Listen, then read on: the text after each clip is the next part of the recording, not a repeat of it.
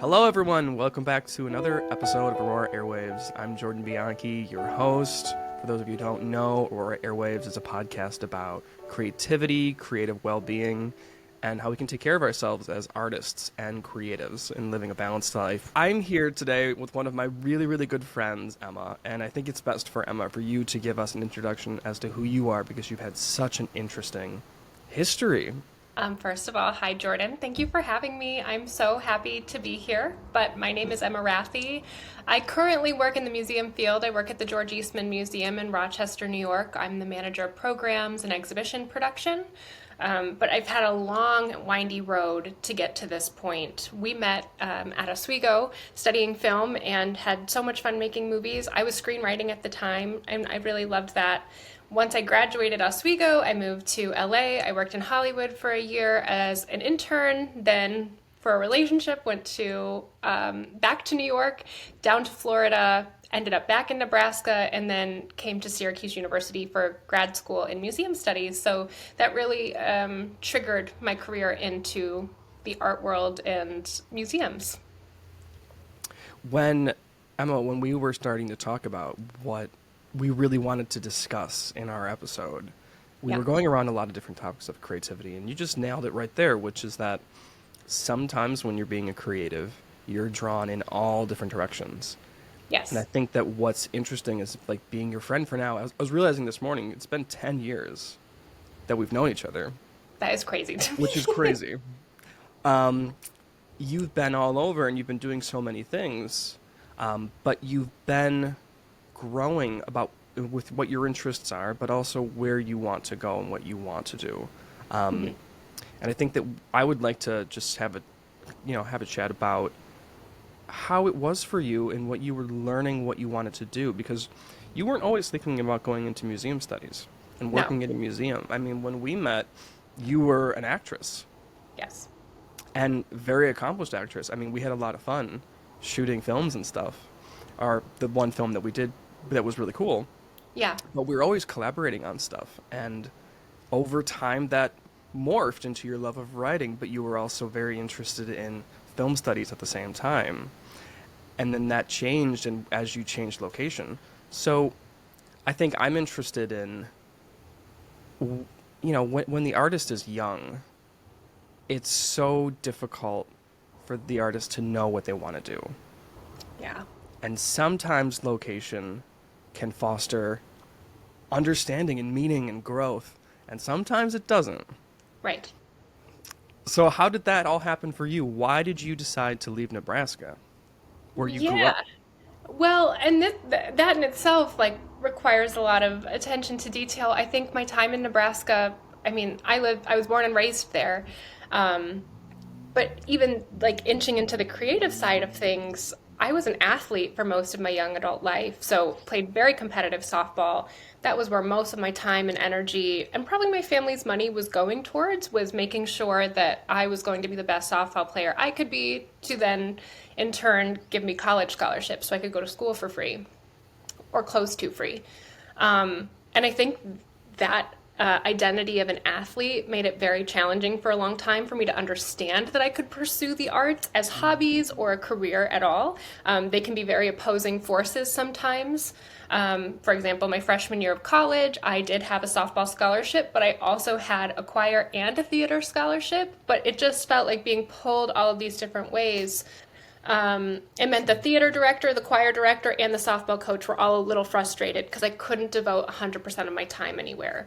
Um, but I think also once I finally got to college was the point where I determined that I could pursue theater. I was a theater degree and I was doing a vocal minor and I loved the performing art. So I think that's where that stemmed. It was the first time I felt very free in pursuing my creative goals. A softball injury that I mean, now I can say that I was grateful to get it because it allowed me to really sit and think about what I wanted to do next. And that's when I pursued going to Oswego.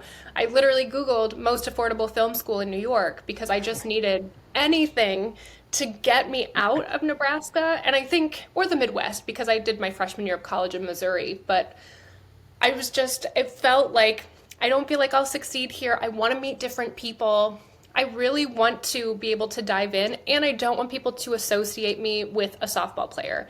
I don't want them, like high school colleagues, to look back and be like, oh, you were playing softball, and that's all we knew you as. And so I wanted a whole different change of environment, and I think Oswego gave me that. But the location completely changes what you think you can do. Because when I was in New York, then I could completely dive in. I could really write, I could act, I could audition without thinking in the back of my head, am I letting my teammates down? Am I letting someone else down? Are people going to think weird things about me pursuing a craft? And I didn't feel that in New York. So, especially Midwest to East Coast, those were my feelings there. Well, and you kept that to yourself for a very long time. I mean, I don't think I knew until after I had graduated that you were an athlete. Yeah. You presented yourself as you were an actress and you were an artist and this is what you wanted, not in like a pompous way, but like this is just what you were here to do. And it was nice that you were introducing yourself to everybody a little older, because a lot of us had known each other when we were 18 and we were just like couldn't even tie our shoes, but you came in and you were like, I'm ready to do these things, I'm ready to make the most of these 2 years.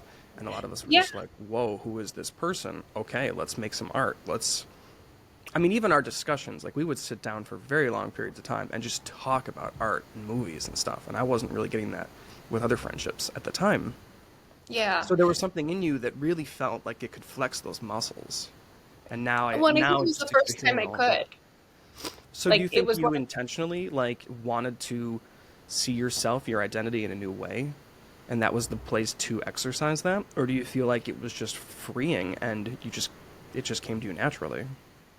I think it's the second. I think it did come to me very naturally, but I mean, this is a little bit separate, and we've talked about this in the past too about how I dress, but even how you dress as an athlete versus because the school provided your clothes. And so I was wearing like the Adidas outfit. I was wearing the tracksuit. I was wearing the big softball jacket. Like I looked like an athlete and I was proud to at that time. And I think this was the first time in my life that I could present as like artist. I want to be creative. I want to look creative. I mean, for softball, couldn't wear jewelry, couldn't wear certain things. Like there are certain periods of my lives where there were things that were just not, and I hope it, not to like construct it in a bad way, but it was just like, no, I was wearing sweatpants to school because I had practice after. And it was Sure. even to express myself through the way that I dressed or spoke or anything couldn't happen and really didn't happen until I got to New York. And so I do think it happened naturally because the environment supported me in that way. So when you got to New York, you were in Oswego. You're around very different types of people, very different community, educators that had so many and have so many incredible ideas. Um, was it a juxtaposition to growing up in Lincoln, or there's some similarities in terms of like topic of things that you were interested in, or just support of the things that you wanted to explore? The hardest thing getting to New York or when I got there, was realizing I think many people at Oswego had film classes in high school, and that was something that just wasn't in my high school. That wasn't an offering, so I don't think I had any camera experience other than my iPhone or digital cameras that had a record button, but not to make films or anything. So that always felt a little bit intimidating. And my high school experience was so good, and I loved the high school that I went to. Lincoln High School in Lincoln, Nebraska is like such a treat for those who know it and who went there, and I'm such a proud alum, and I'm so grateful my parents pushed me to go there. It's where many immigrants and refugees ended up, so it was just such a multicultural upbringing there, but that's pretty special for Nebraska. And I just think even the catering, in high school, I had such a good experience in the arts and had wonderful theater directors where it made me start to question, ooh, can I actually pursue something like this? But I think outside of that, it's such a different mentality. It's like you're an athlete, it's just like the catering of the creative soul wasn't necessarily there. And so getting to New York, and I know we were like in film school with people that love film, so you're just like in the perfect bubble of support, but to get there and to kind of be able to find my niche and find who was going to support me best just felt, again, like the first time that my creative side was being so nurtured that and it just had never happened before. Well, speaking of like never happened before, I feel like you leaving home was such a big step for your family tree. I mean, what you've always discussed with me is just like you've had generations and generations of your family in the same area, and it's been a very strong, vibrant lifestyle. But you Yeah. always felt this tug to get out and Yes. to explore and to see. And I mean, I think it's just so interesting that you were the one who got to see the world. And I'm so happy. And I think, I mean, my parents have done such a good job too. Like, push, like, do what you need to do. And both of them have always been supportive in the sense of you need to live with no regrets. Like, don't have a what if moment later in your life. And so I think that's also why I've lived everywhere I've lived. I've studied what I've studied. I've pursued what I've pursued because I have two very supportive parents, and my siblings are very supportive in that way. But it is shocking to me that I have a very large family and very few of us have ever even lived outside of the state of Nebraska. And I mean, part of it is like I want other people in my family to have that experience. I think it's important as an individual, creative or not, to not be in your safety bubble. Like, I love new experiences where I can see different facets of the world. And I mean, that inspires me creatively and it helps me in the arts and it helps me as an empathetic human being. But I want my family to have that same experience where it's not intimidating or it's not impossible. I think that's the thing that I would want. And it's for the younger cousins. It's for my little ones that I look towards. And I just want them to have worldly, other states, other countries. Like, I want them to go out and live their lives as they see fit and not feel confined to the Midwest because we don't have to be. Your little auroras, My little Auroras, my little babies. as you coined, you coined that term. Yes. What kind of things do they express to you? Your little auroras, your little cousins and stuff that they might want to do that is not in the bubble of Nebraska.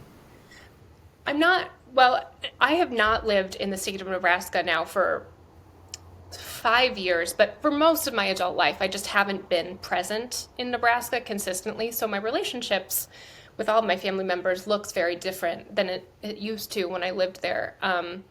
But like my little sister, for example, they have moved to Oregon and they're starting to do this track, and like I'm so happy for them that they get to live this life that is fully authentic to what they need to nurture their curiosities. And so all that I can do, I can't do very much, but I can really just emphasize like, yes, take the leap of faith. And sometimes there's a risk and you don't know what's on the other side, but sometimes that's so beautiful because you don't know what's going to come out of it, but it can only be good things. And if it's bad things, it's just information. Now you have information and now you're not going to wonder what if for the rest of your life. And so that's really, I mean, I'm just happy to see Lydia having gone and done what they needed to do. That's well said.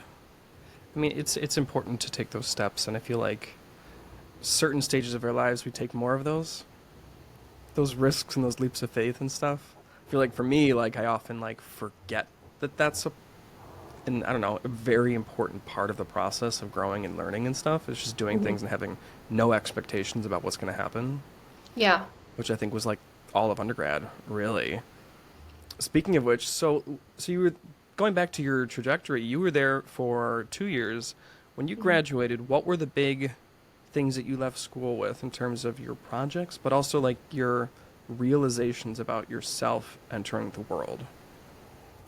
I think I was still confused because also only having 2 years there, I transferred in and being out of state, financial obligations still, it was restricting. So I had to finish in 2 years, which means I didn't get the same experience that you had, for example. But I left feeling like such a strong writer. I felt like I knew that I could express myself through my writing, which was really helpful. And that also made me decide, it gave me the courage and the confidence that I could go to LA and that I could move to Hollywood without a whole lot of fear in my head.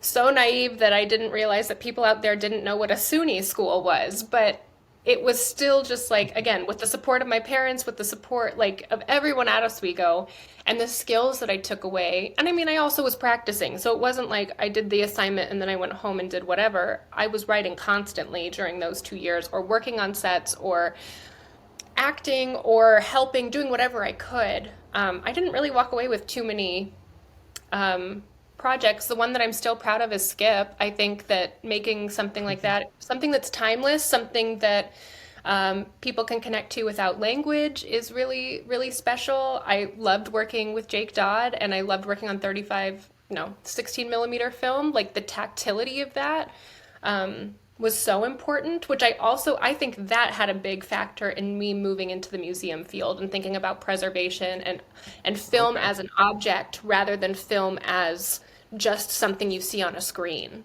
A So, digital file that you can just download in half a second. yeah, yeah, that just is in a Yeah. cloud somewhere. Well, Jake always did a good job about that.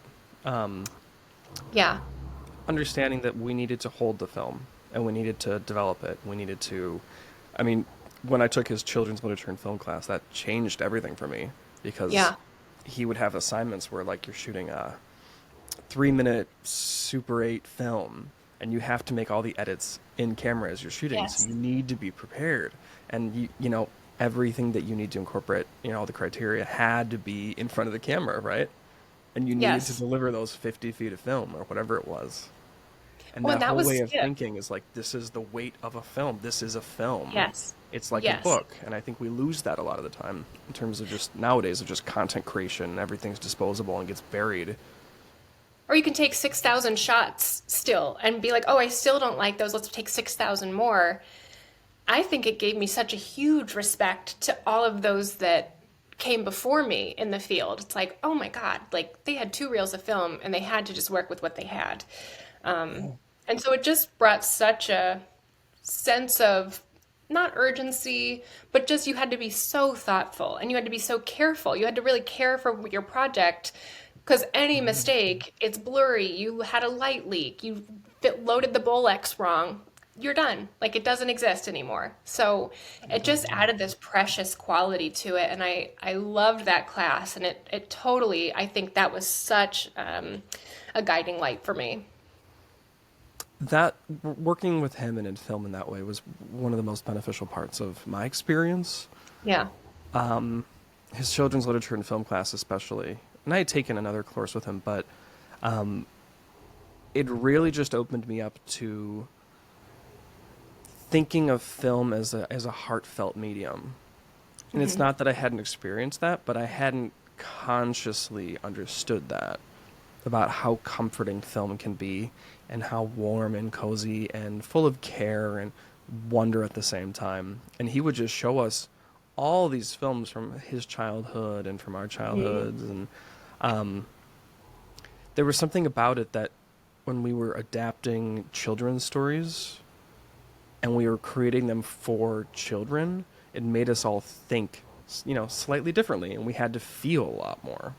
So you learned how to be a writer, you learned how to have confidence with yourself as an artist, and you learned how to, you got to experience spending time with film and hanging out with filmmakers. Just briefly, tell us about your film, if you want to, Sweetie Pie. Remember that film? Oh, of course you remember that film. I do How remember did that that. go? What did you learn from it? Sweetie Pie was such an interesting project. The and to me, I was so drawn to the film or the script. So that's where all of the heart came from. And it was a story about a girl who was very close with her grandmother, and the girl is recovering from an eating disorder, and then she's taking care of her grandma. And I mean, it had a lot to do with my own experiences of body image, eating disorders, different wellness problems for myself.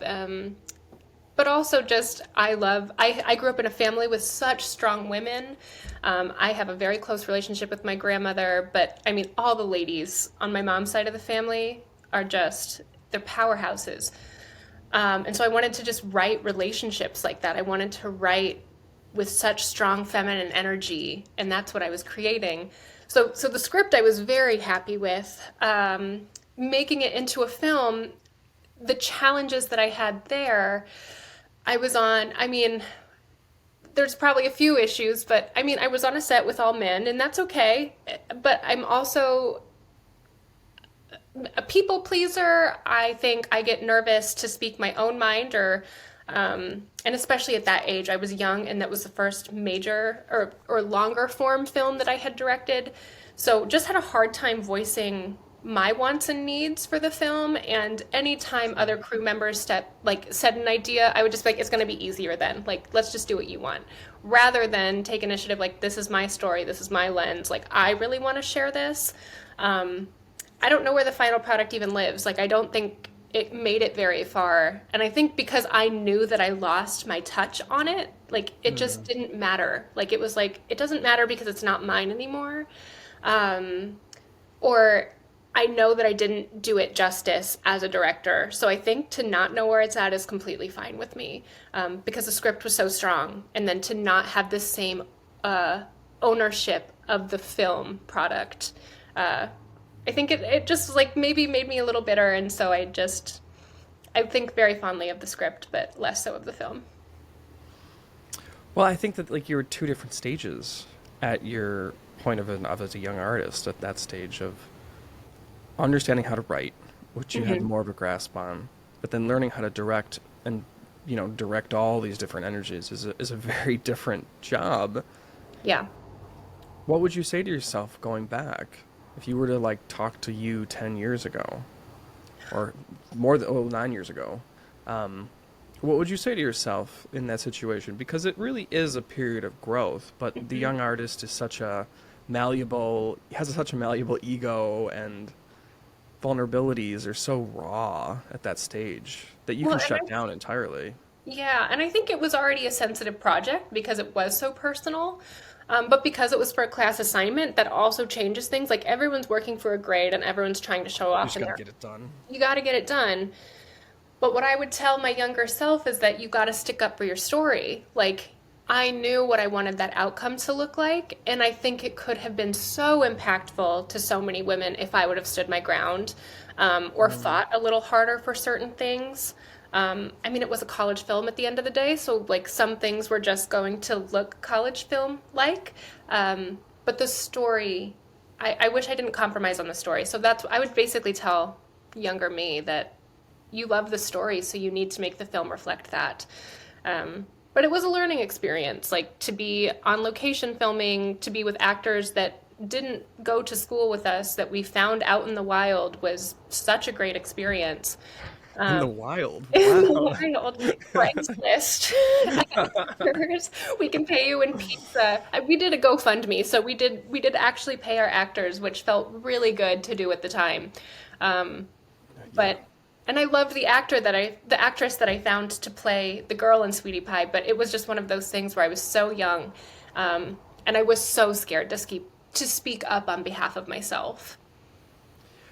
But how valuable is it? I mean, to be able to, at this stage, be able to articulate that those were your values, and those are things that you still value.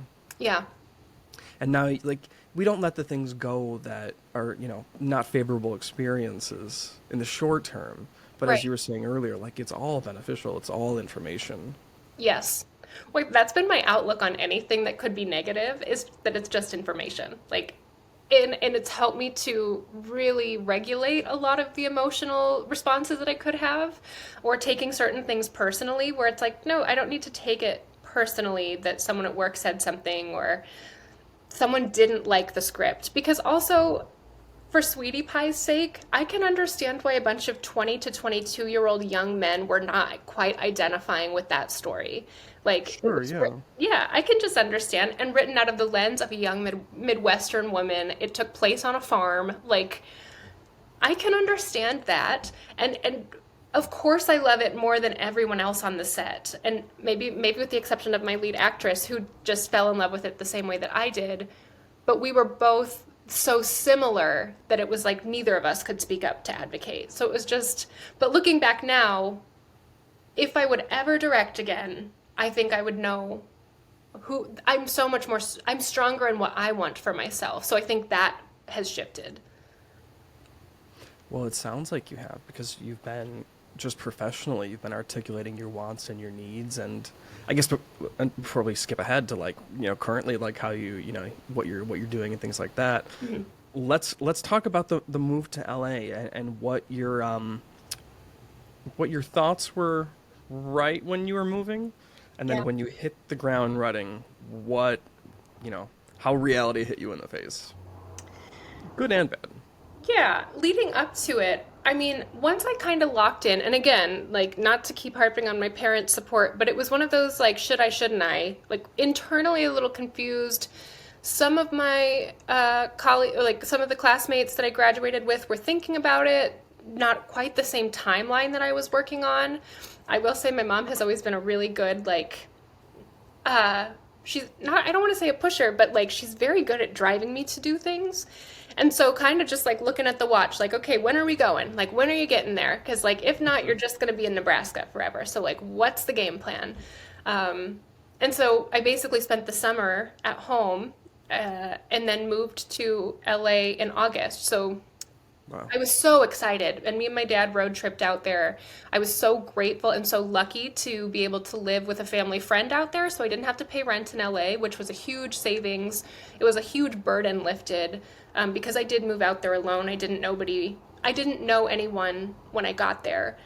Um, and basically just started applying to things right away. And I kind of knew I wanted to be on the screenwriting side of things, or casting. Like those were kind of two avenues that I wanted to start with. And I interviewed for a management company for a film development internship. And the guy came from a SUNY school, or the hiring manager came from, I don't know which one, but he came from a SUNY school. And in the interview, he said, no one up here knows what SUNY is. He said, so I will hire you so that you have a fresh place to start on your resume. And I'm so indebted to him for that. That was so kind of him. He didn't need to. But I was reading scripts, doing coverage, and I loved the work that I was doing in Los Angeles. But the office that I was in was pretty small and all men. I was the only woman in the office. This was pre Harvey Weinstein acquittal. I don't know if that's the right word. Accusations, like before all of that came out. So it was kind of a disgusting period of time in Hollywood. And I had some pretty brutal firsthand experiences where you're just like, oh, I'm working with a bunch of pigs. Like, I don't know what to do, because I'm also like, I don't have any skin in the game. Like, nothing I say or do is going to do anything. So it's just like, and I have to grin and bear it so I make it. But I'm so far at the bottom, I don't even know how to make it and how much do I have to endure to make it. So it got harder, when other people, other colleagues got comfortable making comments on what I was wearing, how I was wearing things, those types of things. So that was difficult, especially as a young person. Like it was just like, oh, I didn't expect this. I thought I was coming to like be on, I mean, I know I was in a management office, but be on sets and know all these things and go to these parties. And it just very quickly, the reality shifted for me. Um, but kind of leading in towards what I do now, I found so much respite in LA, spending time in the museums. Museums there are free. And it's like someone who, I mean, I wanted to go to the movies anyway, so I was doing that, but I would go to the Getty or LACMA or their Museum of Fine Art or the Broad or anything. I would just find any free art experience. And that's kind of where it shifted a little bit. I've always been pretty academic, but I was like, I wonder if I could work in a museum setting. I wonder if that would be different. I wonder if museum culture is different than Hollywood culture. And I just kind of, that's kind of where it started. Like that's where the seed planted in my head, if this could be a career for me. The last, like I came to grad school knowing that I didn't continue pursuing LA for a guy. So then in Nebraska, last boyfriend I had in Mm. Nebraska, went to grad school even though we had talked about, do I stay and we continue our relationship or do I go to grad school? And you went, and you did it. And I went. But that's when we really reconnected, in that Nebraska time. And I remember we Yes. had lots of chats, and we were writing little scripts here and there, and we were workshopping ideas, and it was so much fun. But Yeah. you were at that point of, where do I go? What did that feel like, having moved back again? Did it feel that this was a permanent, this could be a permanent decision? Because you had a job. Yeah. And it was hard. That was a very hard period because I'm so independent as it is, but to go home and I was living with my mom at the time, like it just was it's not where I wanted to be. I wasn't doing what I wanted to be doing. And I think it made it very hard for me. My jobs were nowhere near a creative field, so it was very challenging in that respect, which is why I think we connected. I was like, please let me write anything. Let me do anything creative here to get some kind of outlet. That's also really where I started picking up and practicing collage, just because, again, I needed any outlet that could get something out of my head and onto a paper or something. That doesn't fulfill me in the same way, but that time just felt very it felt like I was like on a break, but I think that also reinforced that I had to go to grad school or that I had to find what's next. Whether that was going back to California or going to, I always knew that Syracuse was probably where I would do grad school, so there wasn't much of a question there. But yeah, it really reinforced my drive to get back on the East Coast. So you got to grad school. Mm-hmm. You were in Syracuse. It was. Now it's a very different shift because you're doing museum studies, right? Yes. And so now it's mostly academic with the practical side of it, of exhibition, design, and curation. What were what were those moments where you were just like, this is amazing? It was just like your Aurora energy was able to finally get out in a fresh way. Yeah, there was quite a few moments because I think finally engaging with art in a way that I had never been able to was so special to me. And handling it. I think I'm just a very tactile person and a very tactile creator. You and I have talked about this too, and I think this is why, well, collage makes sense, but even in terms of acting, like, I want to be embodying something. I want to handle something. And in the museum studies program, we got to handle objects. We were installing things, we were designing things, painting walls, putting up cases, all of these things. And it just I felt so important to the journey of the object being exhibited. Like, I was pertinent to that. And without me, without the human intervention, it wouldn't happen. One of the most fulfilling moments was my second year. So right before I graduated, me and my friend Maddie Nielsen, we co-curated an exhibition called The Suffrage Shop. And it was about these shops that women ran to sell all of their suffrage propaganda. And they were in Syracuse. I mean, we're in kind of like the women's rights region in Western New York. Mm-hmm. But it was just so special. We had like, and it was so feminine. Like, again, I think it got to speak to our identities, some of our passions as activists. We had like a lilac gallery. We included fashion. It was multidisciplinary. We had historic film that we actually had on loan from the George Eastman Museum. So for me, it came very full circle. But that was just very special to see the end of it. It was engaging. It was interactive, which is something that I'm still very passionate about, is arts engagement and interactive elements within exhibition spaces. So that was so incredible for me. So this makes me think of a conversation we had right before the call. Well, 2 points which I want to get to, but the one is we were discussing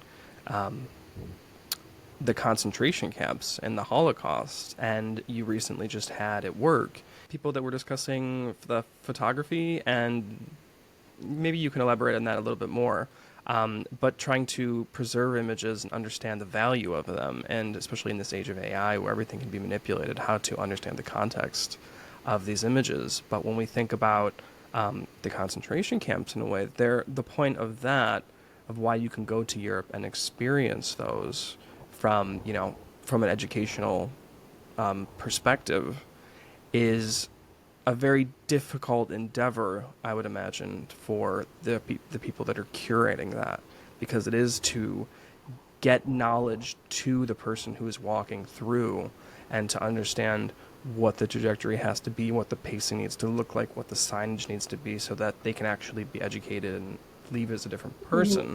So when you were doing the suffrage shop, like what How did you go about that? Because that could be a lot of information to convey to someone that could be meaningful and really change their lives in a positive Hmm. way.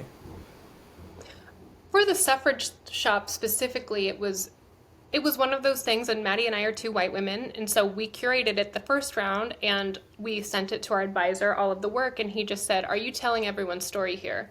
Like, am I Mm. seeing an inclusive story, or am I seeing your story?" And it was fascinating to have that question being asked, especially in Western New York, where we know that the Onondaga matriarchal society really that's what the suffrage movement was rooted in. So we shifted basically half of the exhibition so that we could include all of this indigenous history, we could include all of the women of color, how integral black women suffragists were to the movement, and also how integral men were to voting for the movement. So it was really one of these things where you just had to like take the shift of like, oh yeah, like what I'm finding in the archives on the surface level is one element, but how can I intentionally think about how to tell the whole story rather than what is easily accessible to me. So I think that, and I'm not a curator, so that was my curatorial experience for the most part, but those are what curators need to be doing now, and that's how you have to think. And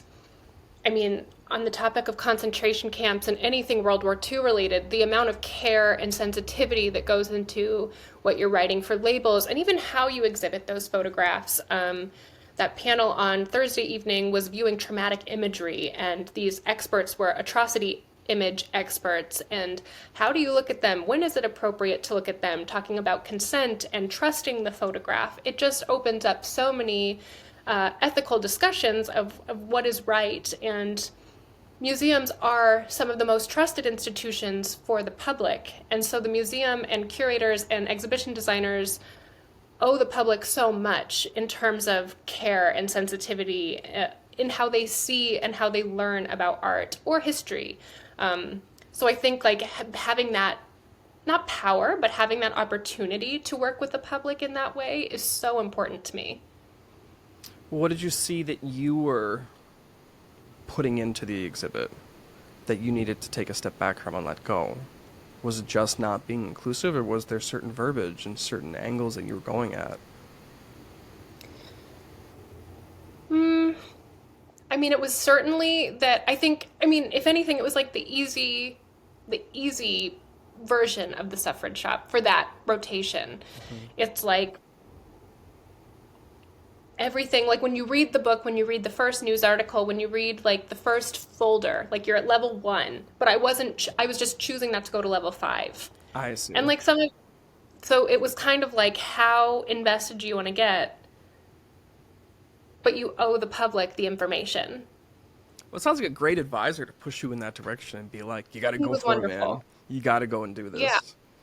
And what's the point? What's the point of telling half of that story when it wasn't like all women were being oppressed in so many different ways? So, like, tell the whole transparent truth of this. And I think like having someone be so direct at not a young age, but like new in the field, not in the field yet, Hmm. means that everything I look at now, I have that lens of is this honest? Is this the whole truth? Is this everything that we can share? Like, I think it makes me really think hard about everything we put on the wall. So, what do you think? How are museums in general doing in that perspective? I feel like there has been a push to be more inclusive and to see the whole picture and to really do the deep dives so that the viewer can be informed. But I still feel like in a lot of museums, it probably depends on the politics that are going on. I 100% agree with that. And I mean, there's so many museum issues like today where even the ethics of what you do and do not display, Hmm. we're seeing a lot of displays change. I've already forgotten the name. It's the Smithsonian Museum I think it's in DC. If not, it's in New York that only just took down um, their indigenous peoples, like I don't want to say mannequins, but they were like replicas of human beings. And it's just, or I mean, even showing cultural masks, cultural items that were used for traditional or private worship, private practices. Why do we need to be voyeurs for that? Like, there's so many questions like that. And I think each museum can do its best, but it is a top-down effort. So I think there can be as much new museum professionals that care so much and want so much good to come in and change. But unless it is top down and everyone on board agrees, I don't know that those changes can happen that quickly. So when you think about change and you think about the way that museums, just the power of them, what is that number one thing that as a working professional in a incredible museum, which we'll segue to in a second, what is that burst of inspiration that you get? Or what is that thing about museums that you just dream about? I will say my specialty is art museums. Like that's where I live and love and laugh, if you will. But I love connecting people to art, like just that engagement. And it doesn't have to be serious, like or academic or rooted in anything that's highbrow or anything. But I love, and I mean, at the Eastman, like there, I get to work with kids sometimes, and to watch kids interact with art is so special and so sweet. And you're getting a very unfiltered version of what they think about things. And I think as people age, they get nervous and they don't know if they should or can or do have thoughts about art. And I don't, I honestly root this back to my dad. I used to go out for First Fridays and I would invite him and I'd be like, what do you like? And he's like, I don't know. I'm not smart enough to know what I like. And I'm like, what do you mean? Like, we're looking at like abstract art. You don't have to know anything. You don't have to be an art historian. You don't have to be educated in anything. But if you like blue, look at that blue painting. Or if you like ceramics, oh my God, look at that shelf of ceramics. Let's go see what's up with them. And so I think my like hot button in museums is getting people to connect with and engage with art, and I love helping them do that. So that's what you currently do at the George Eastman, Partially, yeah. partially. Talk about your job responsibilities. Talk about what you do, because it seems like connecting with the people. It's your job is to facilitate getting the people to come to the museum. Yes. I do a lot at the Eastman. I'm manager of programs and exhibition production. So the exhibition production part is essentially making sure exhibits go on the wall. But that's very behind the scenes. It's hitting deadlines. It's making sure curators, preparators, conservators, everyone is happy and doing their work. But the manager of program side of things means that I am thinking about how to get people in the building, targeting new audiences, connecting with the community, thinking thoughtfully about what can we add, what can we build, how can we host, how can I make sure that when people walk in the door, they feel cared for, they're not intimidated. I think museums can be intimidating places for some and not accessible to all. The Eastman is also partially a historic home. Historic homes are notoriously not accessible for everybody simply because we have 2 floors and our elevator does not fit all types of mobility devices. So it's just, how can I offset that the best that I can? And how can I offer programming that is diverse and unique? So that's really what I'm doing on the programming front. And that's everything from artist talks to exhibition openings to, I do our summer garden concert series, our staff lecture series, all of these types of things I have a hand in. And I just want to make sure that people that come in the building to a program feel welcome and feel like they can walk away with something. Okay, so say I'm going into the George Eastman, and I've been, it's a fabulous, fabulous institution. But say I'm going into any museum, and I haven't been to a museum in a very, very long time. Yeah. Walk me through Emma's guide to engaging with art, engaging with what's there, and how do I feel safe? What questions can I ask myself to get in my body and to get with my feelings and to have some conversation? Yeah. I think like the first step, like if you want to engage with art, is that it's on the viewer. So you have to intentionally know that you are going to be open and willing to participate. It's very important. Like art engagement when you're not in the museum becomes challenging because it doesn't feel as urgent, it doesn't feel as pressing. Mm. So if once you are open and ready to go, um, I think very simple questions you can ask yourself when engaging with art are, do I like this? That can be a simple yes or no. And there's no wrong answer. We all have heard it a million times that art is subjective. So things that I love in the museum, you might not, and that's okay. Um, and with the Eastman, we are a historic home. We have contemporary short form video, community gallery spaces. We currently have a film poster show from the 1960s up, contemporary works up, and the whole history, not the whole, but many objects highlighting the entire history of photography. So if you're not for one thing, we can probably find something for you that you might just absolutely love. So once you're in a gallery space or in a theater space, things that you can ask yourself too are, what does this remind me of? Or do I have an experience that connects the dots to this? We currently have an exhibition in our contemporary video space by Virginia Montgomery. Her exhibition is called Dream Metamorphosis, and it's this macro cinematography on moths. And it's so beautiful and so special. And objectively, I look at it and I love it.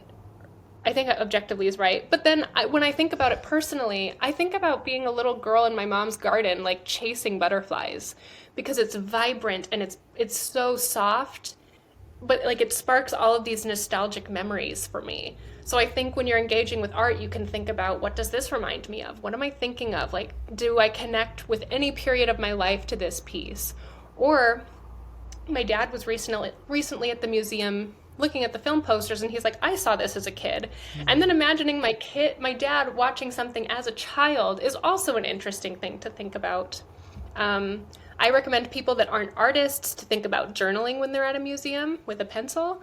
But you can just connect in so many different ways. You can make response art. I love response art making.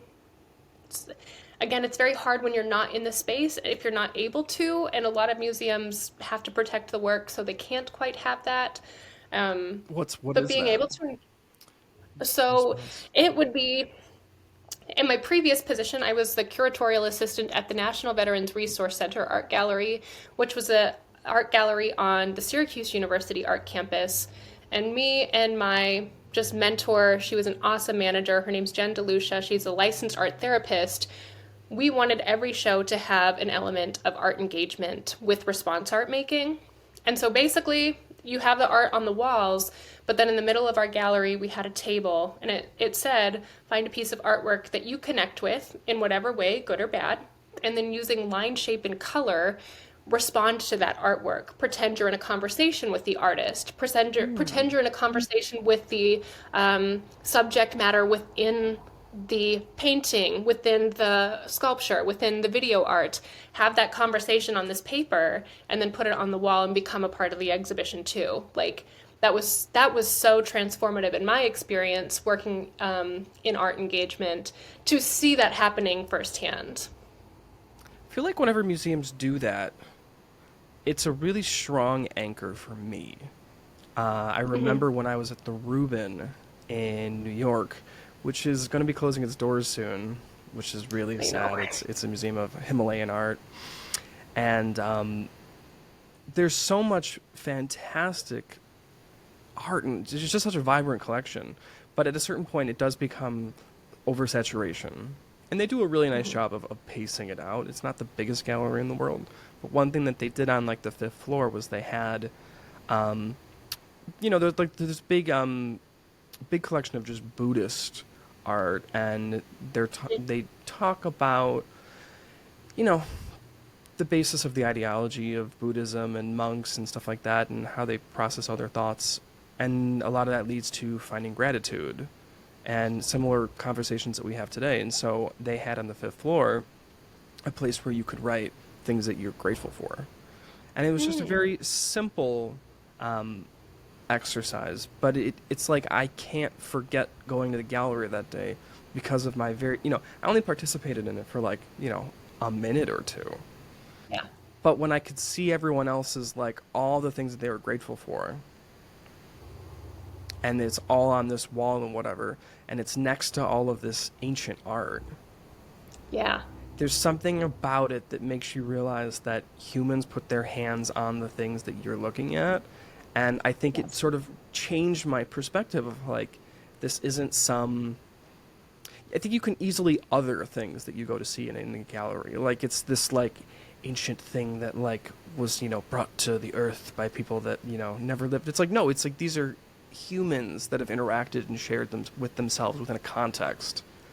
And Yeah. so it sort of becomes this bridge of saying, okay, maybe a little bit more time was spent on that. But I also have almost, at that point, almost 30 years of knowledge and experiences that go into why did I pick this particular thing to have gratitude for, you know? Yeah. So Well, even I'm you a big saying advocate. bridge. Oh, Bridge. sorry to interrupt. No, I'm just a Oh, big I was just advocate of like why that having little moments of interaction in that way, so it doesn't take away from the overall context, but it kind of fits you into it. right. You saying bridge is huge for me and also my journey in this career because me and my mentor Jen, we believe that art bridges the gaps, like it bridges gaps between people. Oh Being yeah. at the Veteran Gallery, we were on Syracuse University's campus. So how do you connect undergraduate students with the veteran perspective? Like that's a very challenging Yeah. project to go through. And we special like one of the exhibit that we focused on for a year had iterations, but it was all post 9/11 conflicts. And this was for students that weren't even born when 9/11 happened. So how do we engage that? How do we tell that full scale of that story and then ask them to engage? But through this process of art engagement, and we also had written response because there's also this barrier of I think people can be very intimidated to make response art. They don't want to pick up a marker or an oil pastel because they don't consider themselves an artist. I'm one of those people that, although I love it all, I will be nervous to make response art. But I can do written responses very well. And so we also had scrolls on the wall where people could engage with what they think, what they learned. And it just builds so much empathy because you're learning not only from the veteran in that gallery space, you weren't just learning from the artist and the veteran perspective, but then any written feedback or art feedback that you saw, you could continue to engage in that conversation. Um, Jen and I also just co-authored an article about this because we did a whole research study for a year that proved these theories that people that went through guided tours of the exhibition, went through a guided workshop and made response art in direct conversation with these artists. At the end of it, through a series of surveys, they were like, "Oh, I want to actively help and learn more about veterans rather than passively help." And it's Oh. fascinating to see the power of what art can do and how it can share so much and it can provide so much information. And I mean, art is very human. Like, it's very vulnerable when people make artwork. But then I think to help then connect people to that creates this whole level of understanding. And I think that makes us all more empathetic humans. What are those threads that you found? What were those bridges in the conversation? Like, did you find that location was a contributing factor, or what were those soft spots that allowed, like you're saying, just very different types of people connecting with these veterans? I think it's honesty. Oh, Because even I had my own biases going in about veterans and the veteran experience. And I don't come from a military family. I don't know the same information that I don't have those lived experiences in very close capacities. But when you read some of these works and some of these lived experiences that they have, or talking about materiality and stereotypes, and then meeting these artists, and then they're just as vulnerable in person, you then one see them as a human being. You're not seeing them as this identity that you've personified in your head. hmm. They're a human that had an experience. They could have been drafted. They could have any number of things. And so I think it helped me to remove some of the political sides of war, violence, government away, and just allowed me to see them as human beings and as artists that are trying to heal through art. Like all of them make their art to heal from their traumas. Um, So just to so that was clarify, a these are veterans who have created all the art yes, yes. about their experience or about their lives in general. Are they It's trying a to mixed convey bag. what they saw or how they felt, or are they trying to just share themselves as artists for the first time? It varies for each artist. They're all so different. And so the show that we were doing this research study on, I mean, there was some very abstract art where they were just trying to tell their story. Um, One artist who I love, her name is Jen Hassan. She pulps t- um, fabric materials into a paper. So these are these bright, colorful, feminine pieces, but they're made with clothing that experience trauma, like people that have been in car accidents, in war, in surgery rooms, in hospitals, Mm. and much more traumatic experiences. But the artwork doesn't look or feel what the materiality of it is. And I just, that connection to me was so special. But some of them do show what they saw, and there were veterans that couldn't walk in the gallery because of one painting, and they just said, I know exactly what he's trying to say, and I can't look at it. So, and as someone who's not a veteran, I was like, oh, I sit in the gallery every day, and I don't put two and two together because I didn't live that experience. But all the people that had served front lines couldn't be in the space because it was too triggering for them. There was a video that I remember seeing years ago of it was performance art of someone was like using sand to tell these stories and whatnot of Ukrainian history and Mm-hmm. and war and hardship and all these events that Ukrainians could definitely understand. And there was like live music being played to it and stuff like that. And I remember looking at it and being like, I don't get it. Like, this is cool. And then seeing the reactions to people in the crowd, a lot of older people, were just Mm-hmm. bawling and were so emotional. And I didn't understand it at Mm-hmm. the time, but the older I get and the more I come to understand my own experiences, um, when I look at art, there is a different perspective. Yeah. And I feel like the older I get, the more emotional I can be when I'm interacting. It's not just this trying to figure out somebody else's life. It's one thing that I really like that you said, not like you do the walkthrough and like how should you approach art is how does the artwork connect to you in your own life? Because I feel like so many times it's like, okay, well, what did Picasso mean or what did Monet want? It's like we don't even have to go there. That's like Mm-hmm. much further down the line. Mm-hmm. How does your body and your spirit connect to the thing you're looking at? I mean, for me, for years, it Yeah. was going around a gallery and being like, okay, I'm going to look at this painting until I emote, or I'm going to look at this painting until I feel something. And then I realized, like, this thing happens with me, and I don't know if you ever experienced this, but it's like when I'm watching a film, or I'm looking at a painting, or just something that is, like, aligned with me, I just, Yeah. and I call that the breathless test. So the Mm. breathless test for me when I walk through a gallery, I don't feel obligated to need to look at something for too long unless I find that breathless moment. And if it happens, like there was an Agnes Pelton painting at the Whitney a year and a half Mm. ago that I saw, and it wasn't even her best work, and I hadn't, but I didn't know who she was, and I was like, Yeah. I don't know what this is, but it just passed the test. My body got involved.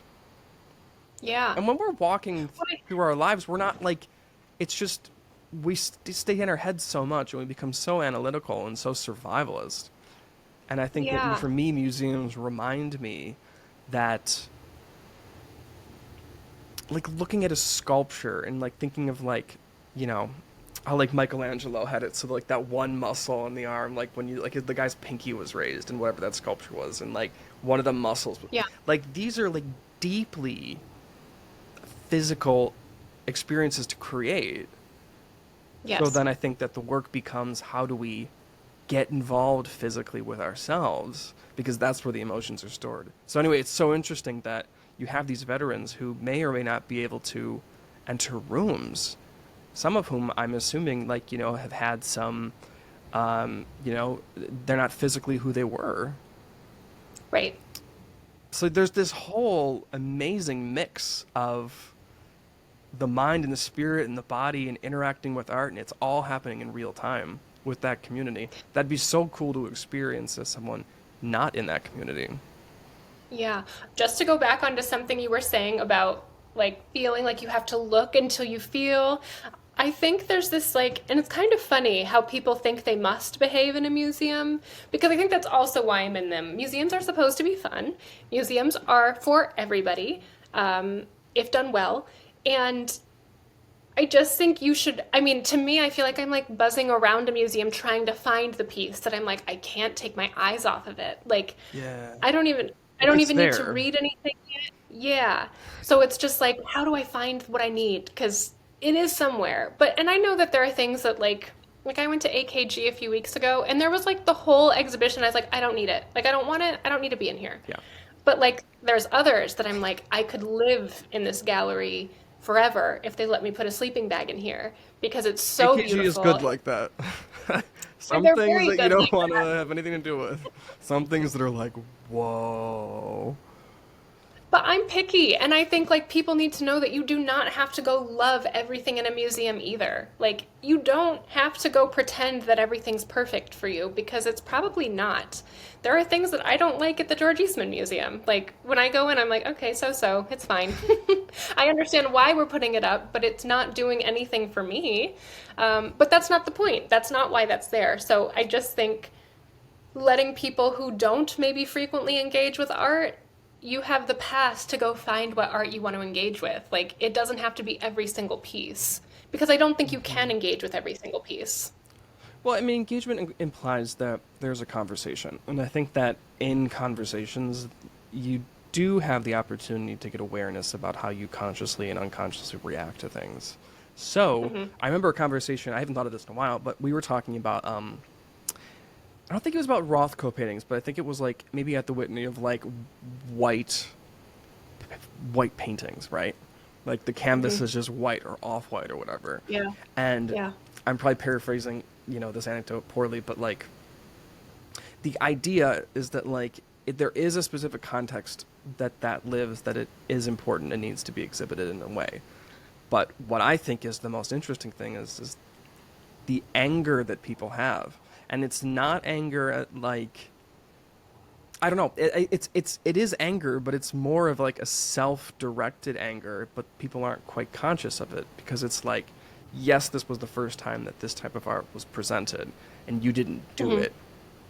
And why is it being celebrated? And someone that's angry about that is probably thinking, why am I not being celebrated for all of the other things that I do? Someone that holds on to this anger of not being seen and not participating in ways that feel that they should be seen. In the sense that they think that they can do that or I can do that, so I deserve this praise.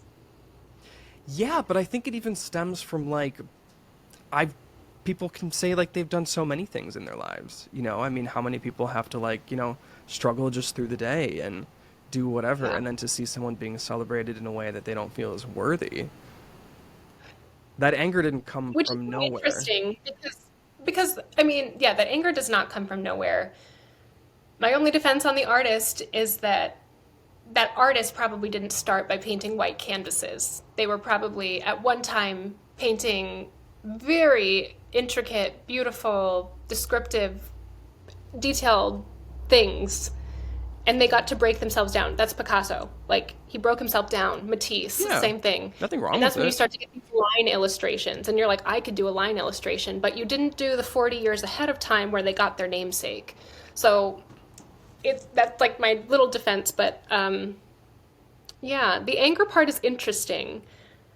Just because I think, I mean, even to be an artist and to be committed to your craft and to be persistent is very hard. And I think it's very hard in this world. I think this world, in this day and age, you can go digital and you have that help. Um, but I can empathize with the anger. I think it can be very frustrating sometimes, and I think it has a lot to do with access and resources. And if you don't have that, you really have to work your ass off to get somewhere. I guess my point is that it's a very healthy thing. It's a very healthy thing for museums to evoke emotions that we push down or we're not Mm, involved with, we're not engaging with in our own lives, these pieces of art that we see allow us to connect with parts of us that are there. They're Hmm. just dormant, but they are affecting our day-to-day lives. So I think in that, it Yeah. seems like galleries are incredibly healthy for the individual to see themselves if they choose to. If they choose to. And I think having the right resources in a gallery space or museum space, like I said, working for Jen and working with art therapists for the past couple of years has really opened my eyes to what wellness within the arts looks like. And it's fascinating. And to know that those resources are there for you, because even like on my own therapy journeys, like for my anxiety and depression and PTSD, it's like what method is going to work the best for me? And sometimes talk therapy works, but then after learning about this whole field that seems self-explanatory, but then experiencing it, I've never been in an art therapy session. So that I've never been treated that way. But I've always wondered what would that look like for me and my journey because I think it would be so incredibly healing. And Jen works with veterans, so experiencing certain traumas that they're just unspeakable, being able to then go through art and be able to process even if it doesn't make sense on a canvas, but for them it allows the feelings to get out is so important. And to know that that's even a resource to people, I think is so helpful because other people have experienced different things. And so I think art has that power, but people have to feel comfortable to then engage with it. People have to know the resources at hand, all of these different things. So, what resources does the George Eastman have, or what resources for someone that lives in New York State? Like, how could they approach what museums and art communities have to offer that could better themselves? I think looking into art programming, I will say art therapy within museum settings is very new. This isn't something that is available everywhere, and even if it is available somewhere, it's probably not permanent. So that resource really isn't that accessible. But you can find art therapists, licensed art therapists, especially in New York. But most states and your insurance can cover it. So if that's something you'd like, I think, I don't know how to find that, but if you would Google art therapists or on Psychology Today, I think you can find that as a resource. But I think even for museums, looking up their programming and their education uh, programs, website links, those types of things can really help you as well. They're going to contextualize and interpret things for you in a way that could either be more accessible, more to a different age level. Some art can be, or some, depending on curators, depending on labels, things can lead more academic to less academic. So I think those resources are available to help you if you're trying to connect and engage, that can break things down. We have an audio tour, which I find so nice to hear directly from the artist because if I don't want to read a label, or I'm reading a label that a curator wrote, and that's fine, but to then hear the artist speak on their work themselves, I hear their voice, I can personify them. That's a really helpful tool for me, especially on some of the harder topics. So resources can vary on what they look like. You know, after hearing about your journey and all the progression, the progression of everything that you've done and where you've grown and things like that, I think about, again, location and that Mhm. in cities in New York, there are a lot of important art. What am I trying to say? The art is represented, but it needs to be supported. Yeah. And you need people in there that can actually help carry out the message and help get into the communities. And I think it's so wonderful that you 10 years ago were that person that came here trying to be supported.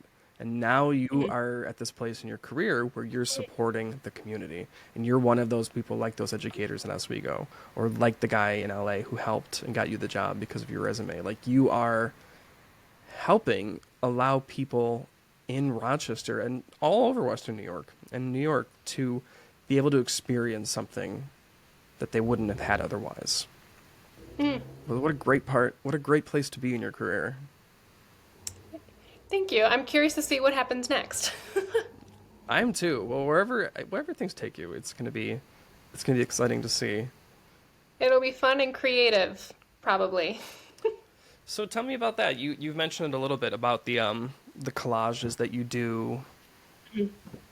How do you pursue art on the side, because that has manifested for you in incredibly unique ways that I haven't heard from other people. I think it's been very difficult for me, and I think I've been trying, especially working in a museum, to then, well, not even a museum, I think working 9 to 5 to then come home.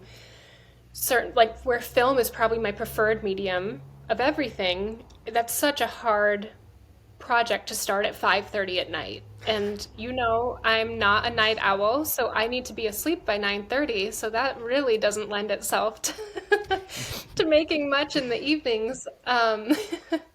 But collage has just been an easy way, not easy, but it has been fulfilling in the sense that it's tactile, I can be very creative, I can use my eye for color, for patterns, anything like that. Hmm. And it doesn't take anyone else. Like I can cut magazines on my Yeah. living room floor and piece it together and not even glue it down, and it's done its job. I've never been a good journaler, so that's really not been where, which is crazy because I like to write, but I won't journal. Like I won't do that. And I'm sad to say I don't write in my free time because I also think the attention that I used to devote to scripts and screenwriting, it required so much of me, and I don't have the bandwidth at this time to continue doing that. So Hmm. I think collage is also not quite so personal. So I can just collage and clean up, and I had a little bit of an outlet. Um, but yeah, I wish that there was more. And I do miss the creative elements. I miss singing. I miss acting. Um, I miss filmmaking. I think that to have the end product, like I will revisit Skip regularly because I think it's just, I think it still encapsulates what I would like to make. And I'm so proud of that. But We should put to that on not the have, YouTube channel, the Aurora Airwaves YouTube channel. We should upload if that. you want to put it out there, put it out there for people. Yeah, Um, absolutely. I would love to make a Skip part two. I don't know what the next Skip would be, but yeah, it's Wow. just so fulfilling in that way. So, yeah. Skip, hop, and jump. So I'll think about the next one. There you go. Well, I guess as a final question, what Yeah. would you say to people that are leaving college and are about to go through the past 10 years that you've gone through, or even that are in college? Um, what pieces of advice would you give them? What I tell people that are in college is to take the classes that you want to take. Like, take the risk. Like, if you're somebody, and I don't even think it has to do with just the arts, but anything you're curious about. Um, Audition for the play, audition for the choir, do the thing that you want to do. Because I also think as you get older, it will get harder. Um, Hmm. when you're 30, the resources and groups that I can participate in to fulfill my creative needs, it's harder to find. And I'm in a big city, so like I think I could find them. But if you're not, like college, like nurture yourself and what you need when you're in college because you can, and the college wants you to do it. Um, and then I'm also gonna say like once you're out of college to shoot your shot for everything. Apply to the jobs that you might not be entirely qualified for, but you want. Put yourself in the position to have the opportunities that you want. Like I couldn't have been a film development intern if I wasn't in LA. For me, I was either going to be in Nebraska or I was going to be in LA, and Nebraska would not have given me those opportunities. Um, and if you're considering grad school, this is my other like more logistical piece of advice. I took 3 years off between undergrad and grad school, and I think that was so formative. Um, if I would have gone to grad school right from Oswego, I would have had an MFA in screenwriting. And I don't think that that's inherently bad, but I don't think I'd be where I am right now. And having that time to grow and learn and have more life experiences was so beneficial. Um, and college is so expensive that if you're going to pursue a graduate degree or a PhD or anything like that, to be so in the know of what you want and to be in tune with yourself and to take care of yourself so that you can identify what you're pursuing is really important because it is a commitment. Um, but really, it's just go for it because you're going to know, and it's all information. Like you're at the end of this, you're going to know exactly what you need for yourself. And even if the left turn you took wasn't perfect, you now know what was down that road, and now you can go right. So that's my advice. Well, just hearing everything about your journey and your advice and just you're soaring. Your auroras are soaring, and Oh, thank you. it's been so fantastic being able to catch up and hear about everything and get your perspective on being an artist and also working that 9 to 5. It's a Love that nine very to five. different perspective, and I never thought I'd be in it. And it is challenging, but it does help you see what your priorities actually are. Well, and there's so many jobs out there too. Maybe that's another thing for the college kids out there. Like, there's so many creative jobs and creative avenues that you can pursue. I didn't know that I could work in a museum in the capacity that I'm working right now until I was well into my 20s. Like, I think when you think museum worker, you think curator, and that's about it. So I think don't like you can make the job for yourself, but also there are more jobs than you might anticipate in the creative and the arts fields. That's a good point that you can make the job, and I feel like I've experienced that of every job that I have, it sort of does allow me to shape how it's gonna be, what the role is going to be like, and it all depends on what I want to put into it or what the constraints are. But nothing is always set in stone as to how it's going to unfold. Right. Well, thank you so much for coming. Well done. We'll Thank you have for you on. having me. We'll have to have you on again. We'll discuss I would love more. to. We'll have to have more in-depth discussions about. I don't know. We'll have to. I guess everyone in the audience who's listening right now, if there are things that you want to hear about Emma, about museum studies, about what it's like being a part of that world, her takes on art, let us know in the comments and reach out to us at Aurora Airwaves and our social channels, and we'll get her back on. That sounds great. Thanks so much. Thanks, Jordan. Thank you for listening to this episode of Aurora Airwaves. I'm so grateful to have you here as the auroras take us on a journey through the night sky. Stay tuned. Who knows where they'll go next and what healing they'll bring us. Please stay in touch. Remember to follow us on Instagram, Facebook, subscribe to us on YouTube, and follow the show on Spotify and Apple Podcasts. Please leave us a review, give us some likes, and let us know what you think of these episodes. We'll be in touch soon. Thanks again for listening.